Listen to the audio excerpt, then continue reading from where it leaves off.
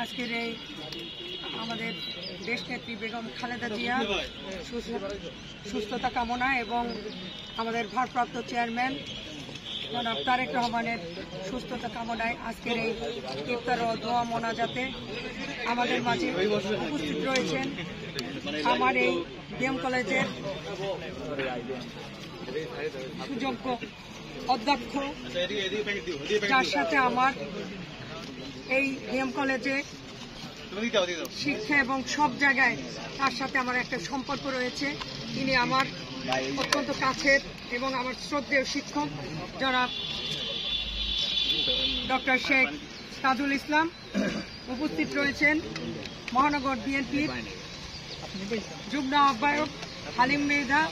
উপস্থিত রয়েছেন মহানগর বিএনপির যুগ্ম আহ্বায়ক জহিরুল ইসলাম লিটু। উপস্থিত রয়েছেন মহানগর বিএনপির যুগ্ম আহ্বায়ক আবু মুসা কাজল। উপস্থিত রয়েছেন মহানগর বিএনপির সদস্য সিরাজুল হক মৃধা।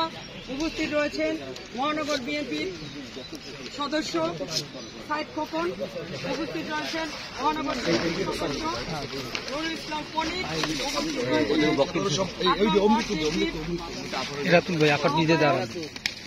টিপু নেগাবন। উপস্থিত রয়েছেন আপনার বিএনপির যুগ্ম আহ্বায়ক আবুল কালাম আজাদ। উপস্থিত রয়েছেন 22 নং ওয়ার্ড বিএনপির ভারপ্রাপ্ত আহ্বায়ক মনোয়ার হোসেন চুন্ডু। উপস্থিত রয়েছেন এই বিএম কলেজের ছাত্র দলের বিভিন্ন শাখার নেতৃবৃন্দ সহ আমার বিভিন্ন পর্যায়ের নেতৃবৃন্দ সকলকে জানাচ্ছি আজকের এই আমার মহানগর বিএনপির অভিনন্দন এবং আমি প্রথমেই ধন্যবাদ জানাই। তারা খুবই এরকম একটি আয়োজন করেছেন আমাদের জন্য। আমাদের সকলের পক্ষ থেকে আমি শুধু একটি কথা বলতে চাই, আমাদের দেশের বেগম খালেদা জিয়া তিনি চিকিৎসার জন্য বিদেশে রয়েছেন। আমরা তার সুস্বাস্থ্য কামনা করি এবং আমার ভারপ্রাপ্ত চেয়ারম্যান জনাব তারেক রহমান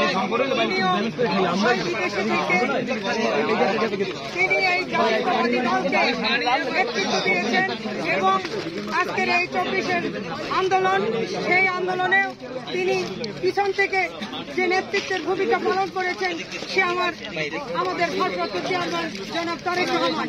তাই আজকের এই সবাই আমি বেশি কিছু বলবো না, কারণ সময় শেষ। সকলকে একবার আমি ধন্যবাদ জানাচ্ছি এবং আমাকে যদি এই বিএম কলেজে যে কোনো কাজে স্যার যদি ডাকে এবং ছাত্র দলের